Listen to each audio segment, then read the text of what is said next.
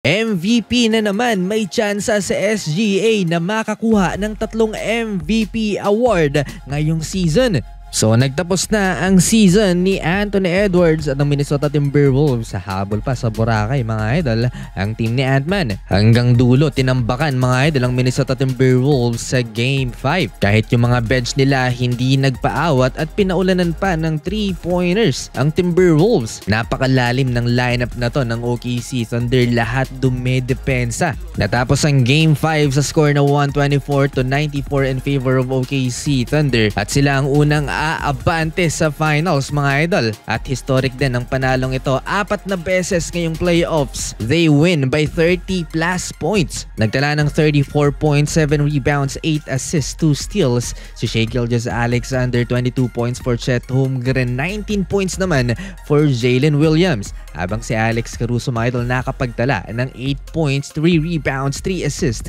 and 4 steals without turnover. Just similar yung age ni Durant, Westbrook at Harden kay SGA, Chet Holmgren at J-Dub sa kanilang first finals appearance. Parehong 23 years old noon si Russell Westbrook, 22 naman si James Harden, at ngayon SGA 26 years old, 24 points lang si Jalen Williams, at 23 years old naman si Chet Holmgren. Napakababata mga idol. Marahil ang trade ni Josh Giddey at Alex Caruso ang nagbigay ng X-factor para makarating ng finals ang OKC Thunder. Napaka-crucial ng role na ginampanan ni AC Fresh on defense mga idol. Siya rin ang pinakamatanda sa roster ng OKC Thunder at 31 years old. Ito na ang second finals appearance ni Alex Caruso. Huling nakapasok to sa finals ay nanalo siya ng NBA Championship kasama ang Los Angeles Lakers. Itinanghal na Western Conference Finals MVP, walang iba mga idol, ang MVP din ngayong NBA season,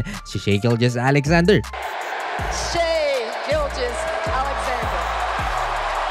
Kung magkataon na sila din ang mananalo sa NBA Finals, 3 MVPs sa isang season lang ang makukuha ni SGA. Yun nga ang League MVP, Western Conference Finals MVP, at may pag-asa pa siyang makuha ang NBA Finals MVP. Sa series na to, nag-average siya ng 31.4 points, 5.2 rebounds, and 8.2 assists per game. At sa playoffs lamang na to, meron pang Finals 11 30-point game ang naitala ni SGA. Siya rin mga idol ang first MVP since Stephen Curry na makakapasok ng NBA Finals. Huling nagawa to ni Stephen Curry noong 2015 to 2016 NBA season kung saan hindi naman nakuha ng Golden State Warriors ang kampiyonato. Huling player naman sa NBA na nanalo ng regular season MVP at finals MVP ay si LeBron James noong 2013. 2 beses ginawa ni LeBron yan at 4 na beses naman ginawa ni Michael Jordan.